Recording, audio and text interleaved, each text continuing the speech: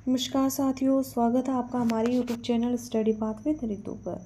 जैसा कि भाई हमने कहा था आपसे कि भाई आपका महिला बाल अपराध में जो भी इम्पोर्टेंट अधिनियम थे या फिर जो भी आईपीसी सीआरपीसी जो भी योजनाएं थी महिलाओं बच्चों से संबंधित वो मैंने करवा दी थी।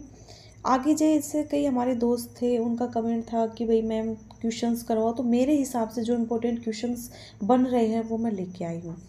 तो आज जो है आज की क्लास में आज का जो सेशन होगा उसमें आपको 25 क्वेश्चंस मिलेंगे।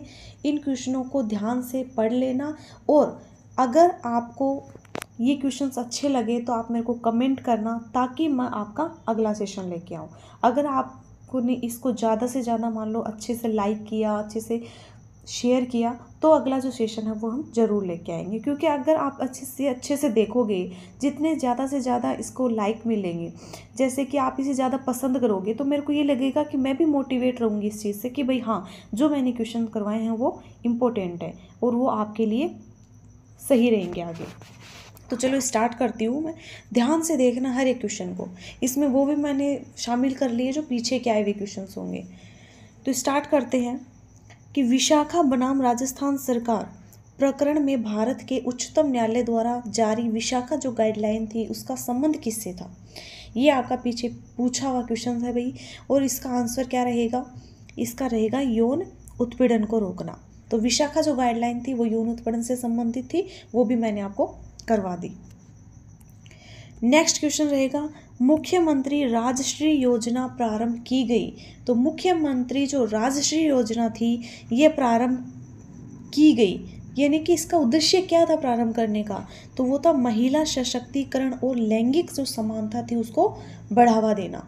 ये जो योजना थी मुख्यमंत्री राजश्री योजना, ये 2016 में शुरू होती है, महिला सशक्तिकरण से संबंधित है, लैंगिक समानता को बढ़ावा देना, यानी कि 2 में हो जाएगा 4। अगला क्वेश्चन है राजस्थान सरकार ने महिला भ्रूण हत्याओं को रोकने के उद्देश्य से मुखबिर योजना के तहत प्रोत्साहन जो राशि है वो बढ़ाई है। तो इसकी जो राशि थी इसको बढ़ाकर कितना कर दिया गया भाई? इसको बढ़ाकर किया गया 3 लाख रुपए। 3 लाख रुपए किया गया है। शुरू कब की गई थी मुखबिर योजना? तो ये जो योजना थी इसे शुरू किया गया था 2012 में, यानी कि जो भी इनसे संबंधित जो भी इंफॉर्मेशन होगी वो देगा तो उसको जो है 3 लाख रुपए की जो राशि है वो प्रोत्साहन के रूप में दी जाएगी। नेक्स्ट क्वेश्चन है स्त्री अशिष्ट रूपण प्रतिषेध अधिनियम किस वर्ष में लागू किया गया था? तो ये जो अधिनियम मैंने आपको विस्तार से भी समझा दिया था और इसका आंसर रहेगा 1986। इसका आंसर रहेगा 1986। अगला है बाल एवं किशोर श्रम प्रतिषेध व विनियमन अधिनियम किस वर्ष लागू हुआ? कि ये जो अधिनियम है बाल और किशोर श्रम से संबंधित, ये अधिनियम कब लागू होता है? तो ये जो अधिनियम है 1986। तो बाल एवं किशोर श्रम प्रतिरोध व विनियमन अधिनियम जो है ये है 1986 में। नेक्स्ट क्वेश्चन रहेगा मानव तस्करी रोकथाम सुरक्षा एवं पुनर्वास बिल के तहत नोडल अधिकारी की नियुक्ति राज्य सरकार जो है वो किस स्तर पर करती है? इसमें स्तर पूछा गया है तो ये होती है राज्य स्तर के ऊपर। महिलाओं का कार्यस्थल पर लैंगिक उत्पीड़न अधिनियम महिलाओं की कार्यस्थल पर सुरक्षा हेतु किस वर्ष पारित किया गया? तो इसका आंसर क्या रहेगा? ये मैंने अधिनियम आपको करवाया भी है,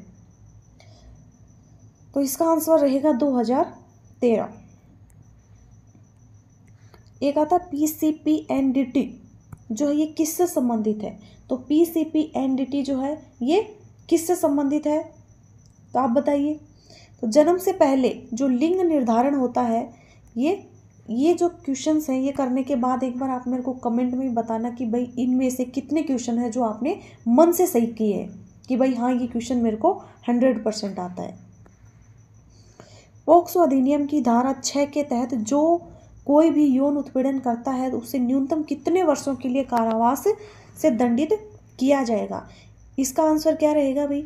इसका आंसर अगर हम पहले देखें तो इसका आंसर रहता 10 साल, लेकिन जो नवीनतम संशोधन था उसके बाद धारा 6 जो थी उसमें न्यूनतम सजा जो है वो 10 साल से बढ़ाकर जो है वो 20 वर्ष कर दी गई। तो अब इसका आंसर होगा 20 वर्ष। ठीक है, इसीलिए क्वेश्चन में संशोधन हुआ था, इसलिए मैं इसको लेके आई हूँ। अगला है पोक्सो अधिनियम को कब लागू किया गया था। तो पोक्सो अधिनियम जो है वो कब लागू किया गया था, तो ये आपको बताना है 14 नवंबर 2012 को। 14 नवंबर 2012 को पोक्सो अधिनियम को लागू किया गया था।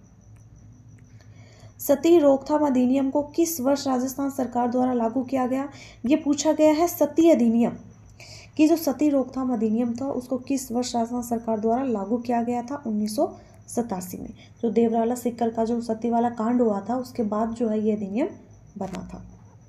ये भी आपको विस्तार से जो है वो करवा दिया गया है। नेक्स्ट आता है 12 नंबर, मानव तस्करी रोकथाम सुरक्षा एवं पुनर्वास बिल किस वर्ष में अधिनियमित किया गया था। तो मानव तस्करी वाला जो अधिनियम है ये 2018 का है। नेक्स्ट आता है राष्ट्रीय महिला आयोग की अध्यक्षता तथा प्रत्येक सदस्य का जो अधिकतम कार्यकाल है वो कितने साल होता है भाई, ये तो आपको पता ही होगा, मैंने राष्ट्रीय और राज्य महिला आयोग आपको करवाया भी है, तो इसका आंसर रहेगा 3 वर्ष। नेक्स्ट है पोक्सो एक्ट का पूरा नाम, बहुत इंपॉर्टेंट क्वेश्चन है भाई, इसको देख लेना आप। पोक्सो जो है वैसे तो इसको पोस्को बोलते हैं, इसका पूरा नाम बताइए। तो इसका पूरा नाम आता है the protection of children from sexual offence act. ठीक है, इसको ध्यान से पढ़ लेना। पोक्सो एक्ट का जो नाम है वो पूछा जा सकता है आपसे, तो ये इंपॉर्टेंट भी है क्योंकि इसमें जो मिलते जुलते आते हैं, तो इसमें आप छांटने में गलतियाँ अक्सर हो जाती है। तो याद रखना, the protection of children from sexual offence act, ये आता है 14 में 4 नंबर।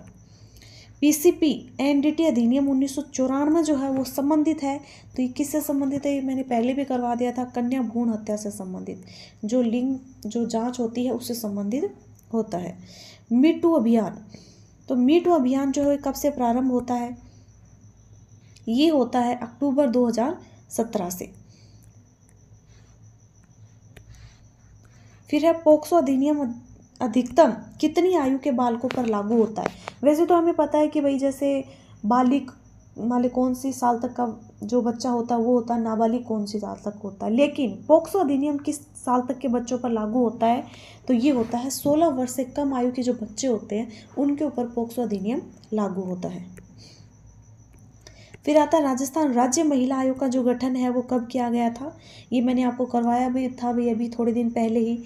तो राजस्थान राज्य महिला आयोग का जो गठन है वो किया गया 15 मई 1999। 19 फरवरी 2019 को देशव्यापी आपात हेल्पलाइन नंबर की शुरुआत की गई है। अभी आपको पता होगा कि जगह जगह जैसे थानों में, थाना क्षेत्र में क्या है कि 112 नंबर की जो गाड़ियाँ वो घूमती रहती हैं। ये क्या होती हैं कि आप जैसे थानों तक नहीं जा सकते तो आप इस पर सिर्फ 112 नंबर पर कॉल कीजिए, तुरंत आपको जो हो पुलिस सहायता मिल जाएगी।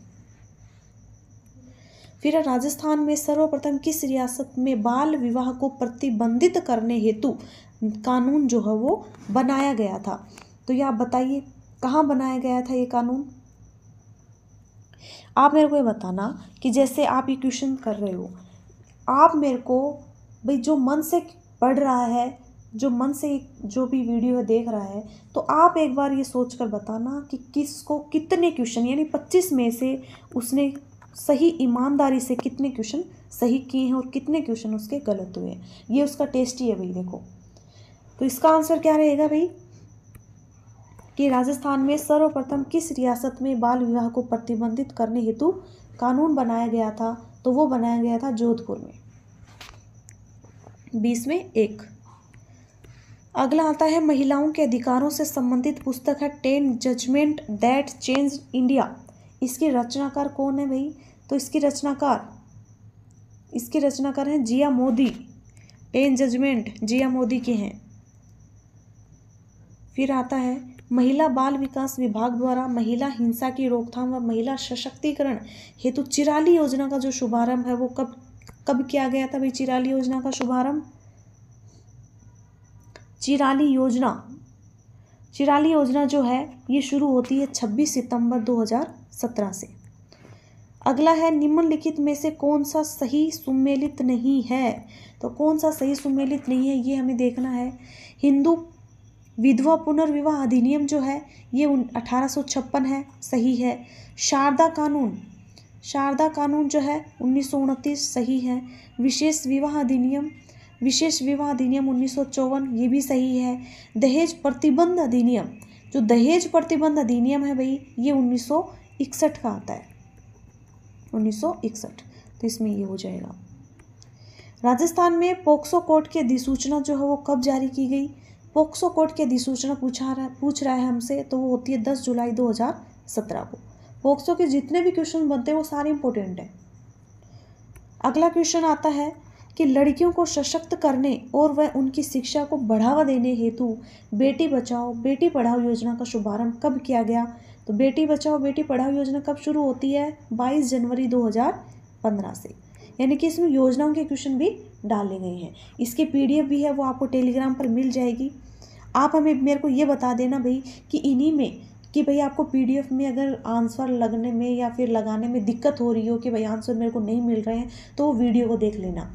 अगर आपको दिक्कत है कि भाई मैडम हमें जो PDF में ही आंसर चाहिए, तो आप मेरे को बता देना, मैं अब की बार जो है आपको आंसर सहित PDF उपलब्ध करवा दूँगी। ठीक है, आप जो है मेरे को सही सही बताना भाई एक बार कि भाई आपके कितने क्वेश्चन राइट होते हैं, कितने गलत होते हैं। ठीक है, और अच्छे से ईमानदारी से पढ़िए, परीक्षा आपकी जो है वो हो जाएगी। आप सिर्फ अपना काम कीजिए, क्योंकि पहला काम आपका पढ़ना ही है। अब जो CBT टेस्ट है इसकी तैयारी करो अच्छे से, और टेलीग्राम चैनल जो है उस पर जाओ, उस पर विजिट करो अच्छे से, और वहाँ पे भी क्वेश्चन आपको मिल जाएंगे। ठीक है, मिलते हैं नेक्स्ट सेशन में। आज के लिए भाई धन्यवाद, राम राम।